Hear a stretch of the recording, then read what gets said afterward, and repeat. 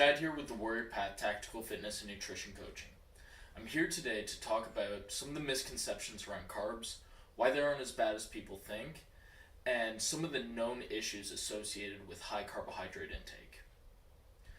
Carbs in today's day and age kind of get a bad rep, but essentially they're just an energy source. The amount you consume needs to be directly linked to your lifestyle and goals. If you go too low or too high, it can be harmful to your health. When it comes to carbohydrates as an energy source for athletes, it's one of the most useful things that they can have. It's not only one of the easiest to convert macronutrients into both energy and ATP-PC, but when timed correctly, it can be one of the most effective ways to increase performance in sport. Even when we're looking at post-workout refueling, it's probably the second most effective way to reduce your soreness outside of protein. So in today's day and age, a lot of people blindly blame carbohydrates for a lot of the health issues that we see. But this is a big issue because people just don't understand what carbohydrates are, what a calorie is, how many calories they need to function, or even track their food. A lot of this comes from observational studies. People kind of look at society, see what they're noticing, and in this case they see high carbohydrate intake, and they see that society's getting fatter and fatter, and so they automatically assume that carbohydrates lead to fat gain. But this just is false. Even when we look at nutritional scientists going in and studying people's eating habits to help them lose weight, they find that those who do not track their calories on average eat 200 more calories per day. Over time, this leads to about 1 pound of fat gained every 18 days. The issue is not with carbohydrates. There's a complete lack of evidence showing us that carbohydrate intake leads to an excessive amount of weight gain. In measured studies that have been done showing measured overeating of carbohydrates versus measured overeating of other mixed macronutrient diets show that there's no significant difference in the weight gain associated with either one. In animal studies, we see that the least fattening diets are either at 0% carbohydrates or 64 to 73%. And the most fattening diets tend to sit between 9 and 54% carbs. In human studies, we've seen some pretty extreme diets, such as the physiological effects of a mainly fruit diet in man study.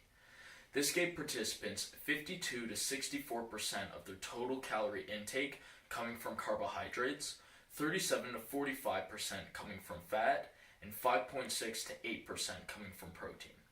This is roughly how humans ate about 60 million years ago.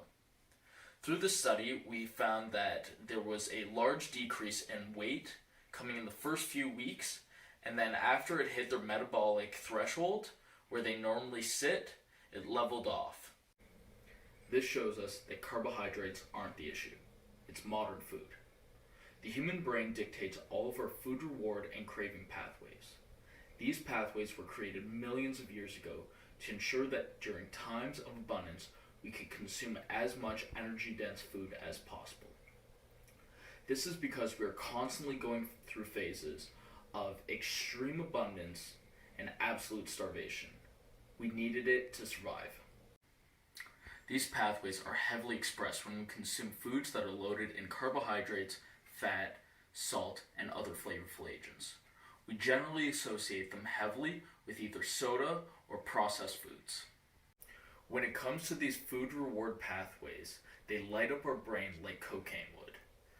When we look at weight gain from the food reward model, it completely explains all of our overeating, and we can even directly link specific macronutrient ratios to increased weight gain.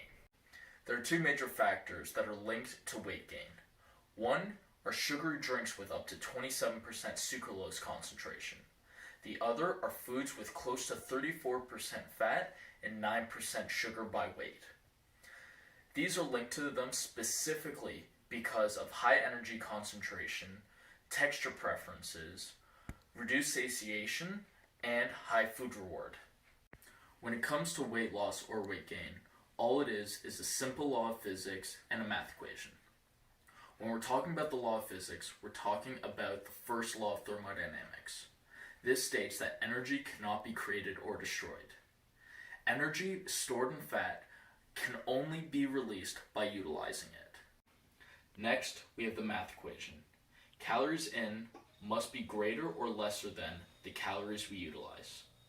So you need to find out your baseline metabolic rate, then implement an accurate calorie and macronutrient ratio in order to either gain the weight or lose the weight. Next, I'm going to be talking about some of the known issues associated with carbohydrates. Sugar-sweetened beverages tend to be one of the most fattening sources in the modern food diet. So if you're trying to lose some weight, it's highly recommended that you substitute it for water. In excess, fructose can also cause an increase to your insulin resistance, inflammation, blood pressure, and can concentrate your fat to specific areas such as your liver or your visceral fat, which is known as belly fat. In the end, carbs and sugar aren't inherently fattening compared to other calorie sources. The primacy of weight gain is based around your calorie quantity and overconsumption from food rewards' ability to decrease your satiation. In essence, continue to eat carbs.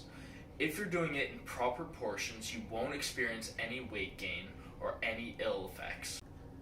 Alright guys, thanks for watching. If you liked what you saw, be sure to hit the like button and subscribe. We're going to be creating a lot more better quality content really soon. If you're looking for any fitness and nutrition coaching, be sure to check us out at thewarriorpathpro.com. You can also find us on Instagram and Facebook. Links are down in the description. Thanks a lot.